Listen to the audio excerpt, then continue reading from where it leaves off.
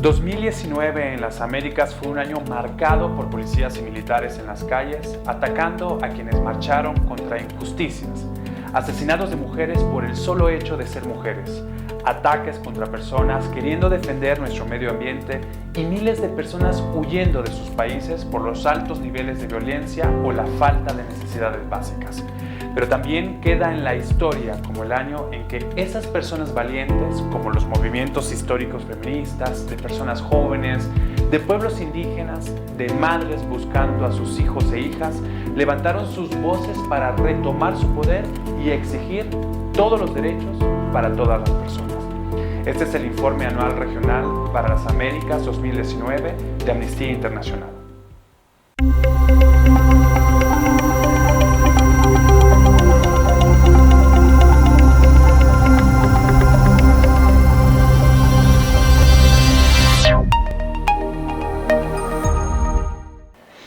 Estoy con Erika Guevara Rosas, directora para las Américas de Amnistía Internacional. Erika, ¿por qué y para qué un informe anual?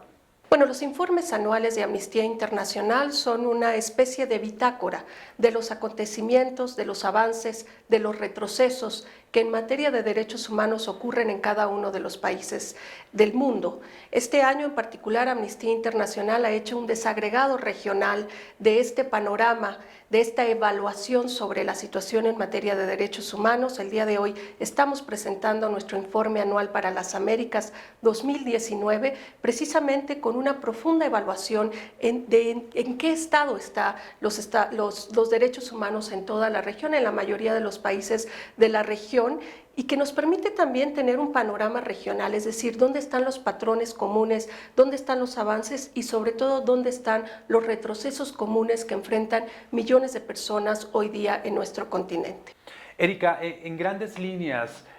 ¿cómo es el panorama? ¿Cuál es esta radiografía que hace Amnistía Internacional sobre la situación de los derechos humanos en las Américas? Bueno, en el análisis que hacemos de cada uno de los países, pero también sobre estos patrones comunes en la región, lamentablemente nos encontramos frente a una radiografía alarmante, de mucha alerta sobre los retrocesos que se están viviendo en la región a todo nivel. Seguimos siendo la región más desigual, la región más violenta del mundo. Las tasas de homicidio en algunos de nuestros países no solo van en aumento, sino que rebasan de manera proporcional los índices de cualquier otro país en el mundo, inclusive aquellos que se encuentran en situación de conflicto armado. En nuestra región, la desigualdad económica, pero también la desigualdad de género en acceso a la justicia, sigue marcando tendencia en cada uno de los países de nuestra región.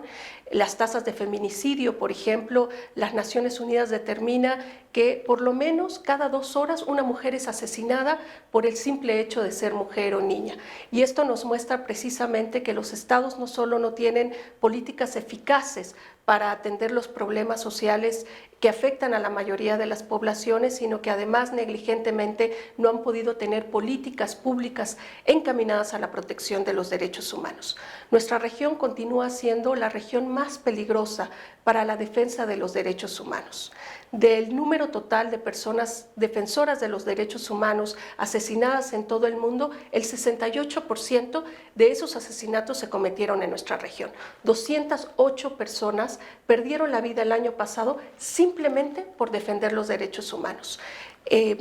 Tristemente, Colombia, Honduras, México y Brasil ocupan los primeros lugares de estas listas tan dramáticas y tan alarmantes de lo que ocurre hoy día en nuestra región. Y ante esta situación, ante las desigualdades, las violencias, la impunidad, la corrupción, las personas valientemente toman las calles masivamente para manifestarse, para rendir para solicitar de los estados la rendición de cuentas y sobre todo para demandar el ejercicio de derechos humanos. Y tristemente el 2019 lo vimos marcado por la respuesta represiva, por la respuesta militarizada de los estados para acallar las voces de aquellas personas que valientemente tomaron las calles para manifestarse. Erika, como has mencionado, el 2019 queda marcado como un año en que las personas se levantaron y alzaron sus voces para exigir sus derechos. Honduras vuelve a acaparar los titulares internacionales por la violenta represión estatal en la que varias personas murieron en el contexto de las protestas, como el caso particular del adolescente Evelyn Noel Correa Maradiaga.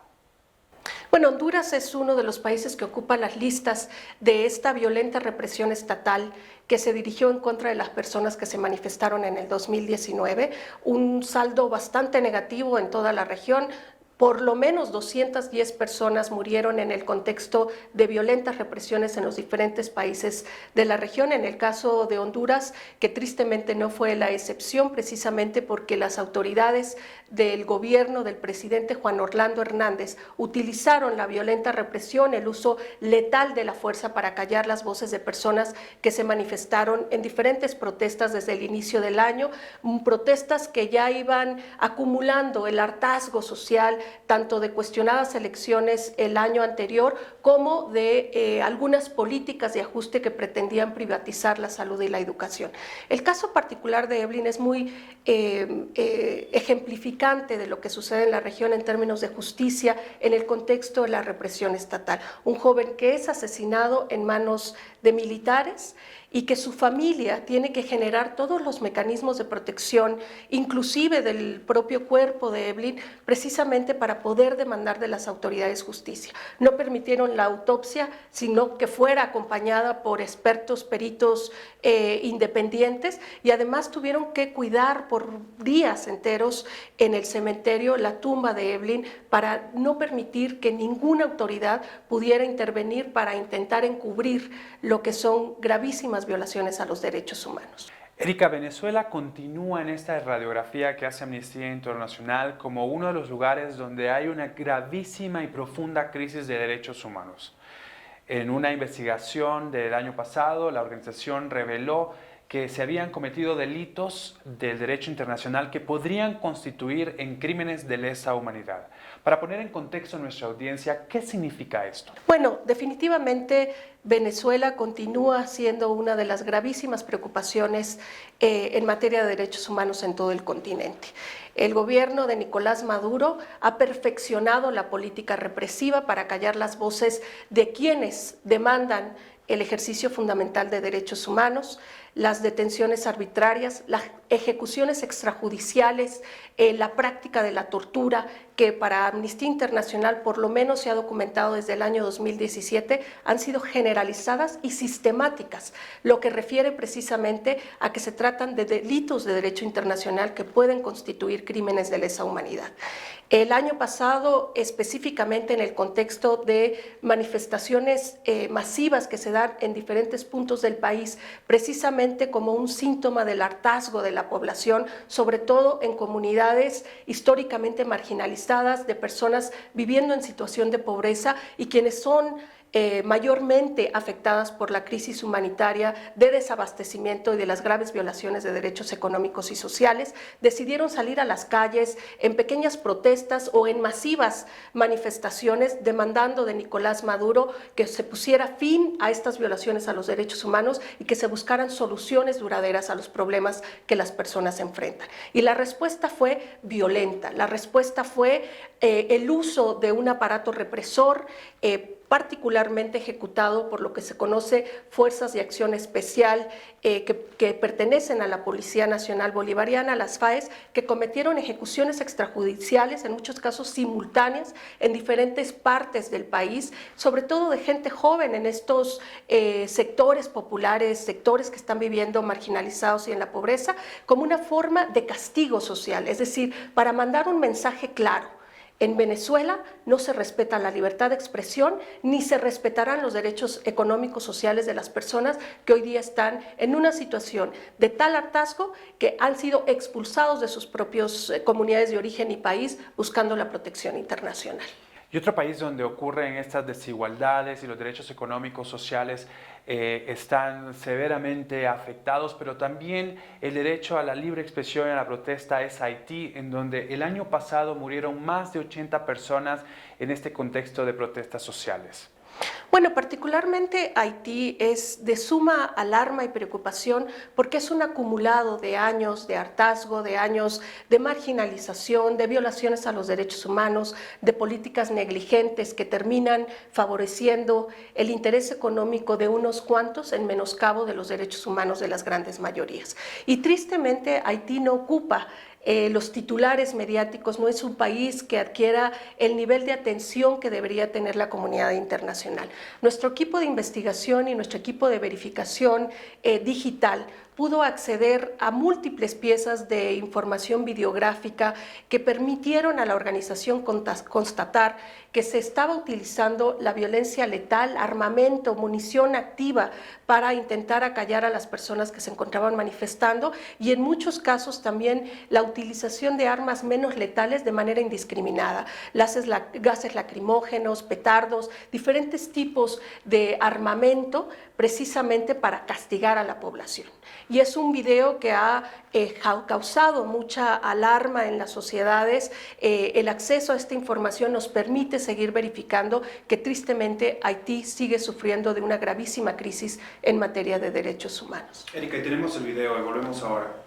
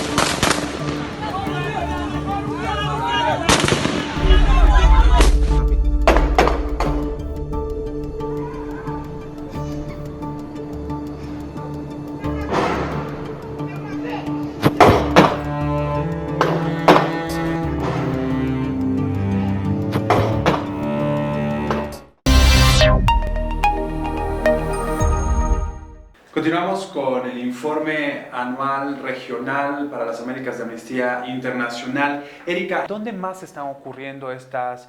protestas, pero también esta represión violenta que emana del Estado? Bueno, como se ha mencionado y el informe lo destaca muy bien, el 2019 fue un año que estuvo marcado por las múltiples protestas sociales que se dieron en todo el continente. Desde los Estados Unidos, masivas manifestaciones para llamar la atención sobre la emergencia climática, en Puerto Rico, en México, con toda la ola de feministas reclamando del Estado la rendición de cuentas frente a la situación de violencia, y pasando por toda la región, por todo el continente, fuimos documentando cómo estas protestas sociales fueron en su gran mayoría con una respuesta represiva por parte de las autoridades, tristemente. En muchos casos, exacerbando el hartazgo de la propia sociedad. Es decir, salían espontáneamente a manifestarse y como resultado de la violenta represión estatal que encontraban, ¿no? En vez del diálogo que buscaban, pues las protestas de pequeñas se convirtieron en masivas. Y así lo vimos, por ejemplo, en países como Ecuador, en donde como resultado del intento de imponer políticas de austeridad económica que solo buscaban afectar la vida digna de las personas que históricamente han estado marginalizadas en el país, vimos cómo desde los jóvenes, desde los pueblos indígenas, se da una especie de despertar y que la respuesta represiva de las autoridades ecuatorianas terminan resultando en manifestaciones masivas en todo el país, con una situación bastante alarmante de represión, en donde también personas perdieron la vida, hubo centenares de personas heridas, de detenciones masivas arbitrarias, que en muchos casos resultaron en personas que se han manifestando siendo criminalizadas, es decir, que el uso indebido del sistema de justicia para también intentar acallar sus voces. Y lo vimos también en Bolivia, en donde una crisis política institucional desata también manifestaciones tanto en contra de aquel entonces gobierno del presidente Evo Morales, cuestionando los resultados electorales, hasta después por la imposición de un gobierno de transición que lamentablemente se impone en el sentido de ir violentando los derechos a la libertad de expresión y manifestación pacífica de diferentes comunidades y de diferentes grupos de población que también se manifiestan. Y uno de los países que más generó sorpresa quizás para la comunidad internacional por la narrativa de desarrollo, de avance económico, fue Chile. Un país que en unas semanas anteriores su propio presidente, el presidente Piñera, clasificó como el paraíso en las Américas, precisamente porque no se vivían estas escenas que estuvimos viendo a lo largo del año en diferentes partes de la región. Pero lo que era no era un paraíso ni un oasis, era simplemente pues una especie de cortina de humo, ¿verdad?, frente a una realidad que se ha venido acumulando por años y años de políticas de desigualdad económica, por políticas de desigualdad en términos de acceso a servicios públicos, a derecho, por la privatización de los bienes comunes, de los recursos naturales, y por un hartazgo de las personas jóvenes, quienes no ven un futuro próspero en donde se garantice la igualdad y la dignidad para todas las personas en Chile. Y eso desencadena una suerte de manifestaciones espontáneas que se daban desde jóvenes en las afueras de las estaciones de metro hasta lo que vimos que son manifestaciones masivas que también resultan de ese incremento del descontento por la propia respuesta del Estado. Una respuesta que inicia con una represión violenta, una respuesta que ha sido muy emblemática del propio discurso del presidente Piñera, que en algún momento hasta declara la guerra en contra de las personas que se están manifestando literalmente. Y lo que hemos documentado pues son gravísimas violaciones a los derechos humanos. Personas que han perdido la vida en el contexto de esta violenta represión, denuncias de detenciones arbitrarias, de tortura sexual en manos de las fuerzas de seguridad del orden y de una negativa, de una negación de la realidad que hoy día está viviendo Chile. Erika, personas que además también tienen lesiones oculares irreparables y una serie de violaciones de derechos humanos que la organización verifica a través de toda esta videoevidencia que envían y con su equipo de investigación, de respuesta rápida ante la crisis, pero también con un equipo especializado en verificación digital. Está ese video donde se muestran esas violaciones que en el contexto de la crisis la organización pudo verificar.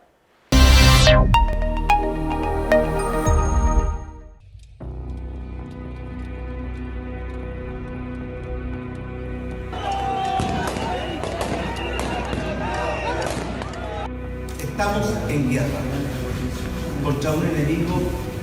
poderoso, implacable. Que esta fuerza no solo es excesiva, sino que además es totalmente innecesaria. Estamos viendo cómo disparan, cómo agreden a jóvenes que no están haciendo absolutamente nada.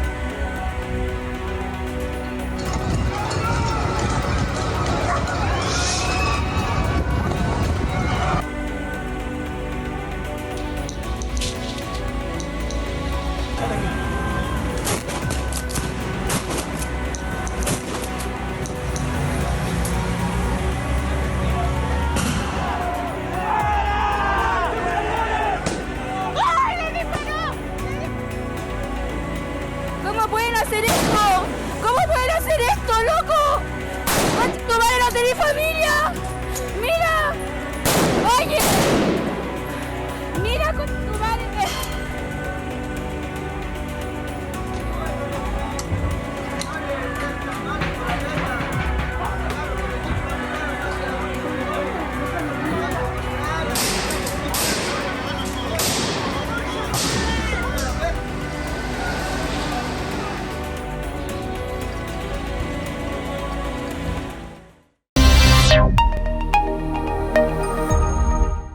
Continuamos con el informe anual regional para las Américas de Amnistía Internacional. Erika, el 2019 también queda marcado por estas fuertes imágenes de miles de personas huyendo de sus países para poner su vida a salvo en busca de protección internacional. ¿Está empeorando la situación para estas personas? Bueno, sin duda alguna, la movilización de personas saliendo de sus países buscando la protección es otra de estas consecuencias nefastas de las fallidas políticas de los estados para proteger los derechos humanos en los países de origen. Las Américas se ha convertido en la región que también tiene el mayor número de personas solicitantes de refugio y de refugiados en diferentes puntos del continente que están enfrentadas a una segunda ola de violaciones a los derechos humanos. No solo las violaciones que obligan a las personas a salir, sino lamentablemente también las violaciones que son sujetas, son víctimas en los países de tránsito y en los países de destino donde están buscando protección. Lo vemos claramente con la crisis del Triángulo Norte de Centroamérica, con las caravanas de migrantes que son conocidas como tal, que son estos fenómenos de las personas buscando protegerse a sí mismas en estos flujos acompañados, ¿verdad?, de personas que salen de países de origen como El Salvador, Honduras, Guatemala, que cruzan hacia México para llegar a los Estados Unidos. Y tristemente vemos que las políticas de crueldad de la administración Trump están generando una verdadera crisis, que es la crisis de derechos humanos que enfrentan estas personas. A través de diferentes manipulaciones, de diferentes políticas que buscan someter a los estados, tanto de origen como de tránsito, hemos visto cómo la administración Trump ha construido un verdadero muro, que no es un muro físico, sino es un muro, una especie de bloqueo para que las personas puedan buscar protección internacional, y ese bloqueo son con los acuerdos bilaterales, que casi son acuerdos de país seguro con Guatemala, con Honduras, con El Salvador, o los acuerdos que ha hecho con el gobierno de México del presidente López Obrador para retener a las personas en territorio mexicano mientras esperan las solicitudes de asilo que han impuesto en los Estados Unidos con estos protocolos mal llamados de protección al migrante, o esta política que se conoce como Quédate en México, que lo que ha hecho es empujar a las personas, a más de 60,000 personas, entre ellas niños y niñas, inclusive no acompañados, a zonas fronterizas altamente violentas del lado mexicano, a esperar por sus solicitudes de asilo en los Estados Unidos. Y vemos ahora que también en ese mismo contexto personas han sido enviadas a Guatemala precisamente a la espera de sus solicitudes de asilo, poniéndolos en altísimo riesgo. Pero tristemente también vemos la respuesta de los estados de los países de origen y los de tránsito, como en el caso de México, que ha utilizado a la reciente creada Guardia Nacional, que es este cuerpo militarizado de respuesta como parte de la política de seguridad, lo ha utilizado para la contención de personas migrantes y refugiadas, que en muchos casos ha terminado violentando sus derechos humanos, ya sea porque han sido detenidos arbitrariamente, incluidos niños y niñas, o porque se han dado estas deportaciones masivas a los países de origen sin que haya un filtrado específico para determinar si las personas están en necesidad de protección internacional. Y tristemente seguimos viendo a lo largo del continente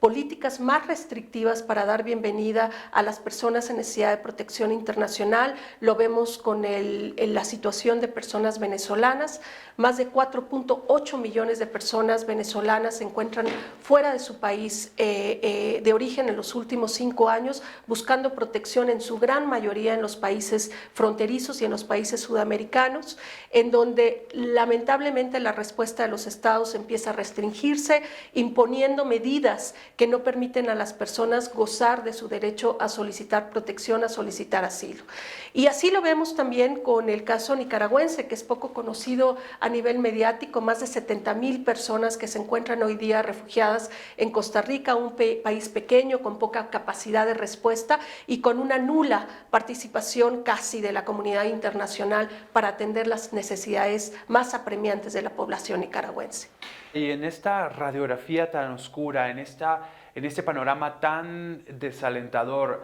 ¿podríamos hablar de algún tipo de avance? Bueno, sin duda alguna hay avances legislativos, avances institucionales en diferentes países de la región, pero que siguen siendo insuficientes para atender esta gravísima crisis. Hay esfuerzos que vienen desde la sociedad civil, desde las propias víctimas que se han organizado para demandar la rendición de cuentas. Tenemos casos muy emblemáticos de movilización histórica, como en el caso de los pueblos indígenas en Paraguay, que han logrado, después de 14 años,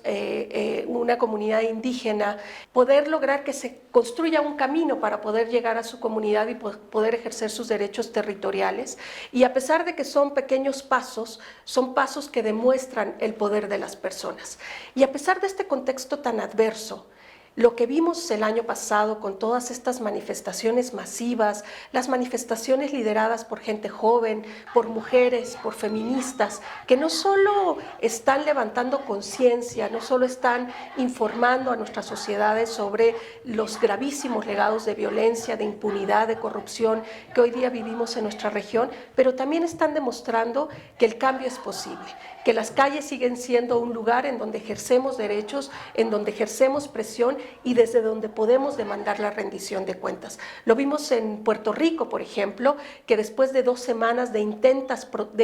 protestas pacíficas, el entonces gobernador Rossello renuncia. Y esto es resultado precisamente del esfuerzo de las personas de levantar su voz frente a lo que se conocía que eran unos audios que el gobernador tenía con algunos miembros de su gabinete, en donde utilizaban un lenguaje discriminatorio en contra de las mujeres, en contra de las personas LGTBI, en contra de las víctimas del huracán María, y que eso detona, ¿no?, una explosión social que termina con la renuncia de este gobernador. Y esto es un ejemplo claro de este poder que tienen las personas de ir cambiando desde lo individual hasta lo colectivo, el entorno en que los estados tienen que rendir cuentas. Para cerrar, estamos en el año 0 del inicio de una nueva década. ¿Cuál debe ser el diferenciador para pasar de esta situación de represión violenta, de violación de derechos humanos, a un panorama completamente diferente? Bueno, el diferenciador tiene que estar en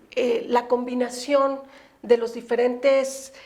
grupos que tienen que estar enfocados en la protección de los derechos humanos. Los estados tienen una responsabilidad primordial de defensa y protección de los derechos humanos, de realizar y ejecutar políticas públicas encaminadas a poner los derechos humanos en el centro de toda el accionar gubernamental y de los estados. Y que no se equivoquen, los líderes que están promoviendo los discursos de odio, las divisiones, que están ejecutando políticas represivas y de violación a los derechos humanos, estarán en el lado incorrecto de la historia. Y son las personas, sobre todo las personas jóvenes, los movimientos emergentes, pero también los movimientos que se han permanecido en los últimos años en la vanguardia de la movilización, como los movimientos de mujeres, los movimientos feministas, los movimientos de pueblos indígenas y de comunidades rurales, las personas defensoras de los derechos humanos, las que exigirán y demandarán el ejercicio fundamental de derechos y lograrán que nuestros estados rindan cuentas de una vez por todas. Para que los estados estén del lado correcto de la historia, deben de poner los derechos humanos al centro y rendir cuentas. Ese fue el Informe Anual Regional 2019 para las Américas de Amnistía Internacional. Muchas gracias.